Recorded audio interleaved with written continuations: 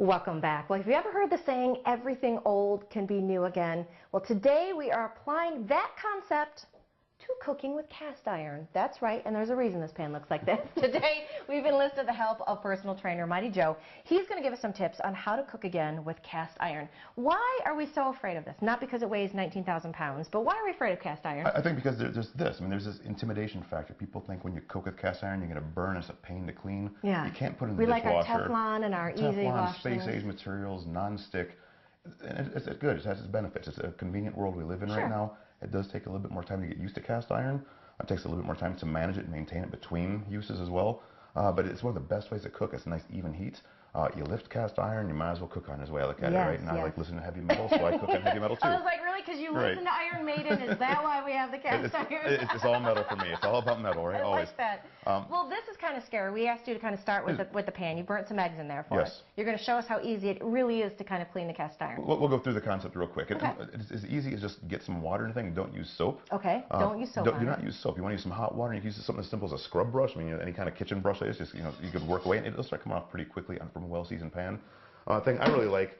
Found this on Amazon. It's a piece of chainmail, basically. It's stainless steel chainmail for about 20 bucks. Okay. These things are supposed to last forever. You get in here, you can be a bit more aggressive. Oh, that's easy. And I don't even have water. So I'm starting to flake this stuff off. Scratching it or anything like that? This is the great thing about it. These things last forever. You could have one of these things that's 100 years old. You could find them used and get them for and you're discount doing. too. You told me about the ping test that you should test too. If you find something like this at an antique store. Just like a fine wine glass or champagne glass, you give it a little ding.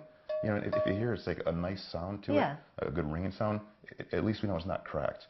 You want to look for warp on a pan too. You can see like on a flat surface and make sure it's, like if you give it a lift, it's not wobbling. Okay. You know, if you start getting that effect, so we have a nice solid surface. That's a sign of a good pan right there. Now, what if you find something like this, like you said, at an antique store? What do you do with this? Worst case scenario is it's completely unseasoned or deseasoned, as the word may be.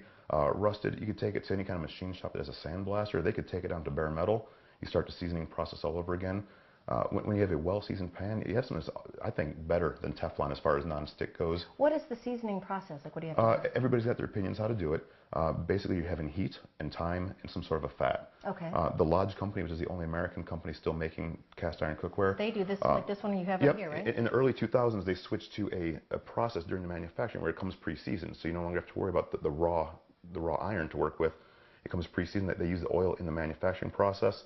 And all you have to do is maintain it, really. So this has already come. So yes, this went right out of the box. You have 20 bucks for one of these things. And when you're looking like the price of the Teflon sets and all the fancy stainless steel cooking sets, you get good quality cast iron cookware. It's going to last you for 100 years or longer. Are there any foods you should kind of avoid maybe cooking with cast iron? You don't really want to use acidic type foods in here. Like if you had like a Dutch oven, so like a big, basically the predecessor to a crock pot. Sure. You wouldn't want to make a chili in there, any kind of tomato-based stuff, because it's going to draw out, the acidity will draw a lot more of the iron and it will discolor your food. And you probably want to eat something that's like a dark-looking, rust-colored chili. But you know, this one here, I mean, 20 bucks for this. You got flat on one side if you want to do your pancakes and things for pancake month, as it might be, or pancake days. And here you could cook stuff on the grill like you would at the George Foreman. But now you got a nice solid cast iron surface. Got the little drip area in the side, so you have clean cooking. It's not soaked in fat, even though you use fat for cooking. Right. That's not soaking in the stuff. So it's a good quality fat you can use. I use coconut oil to season mine.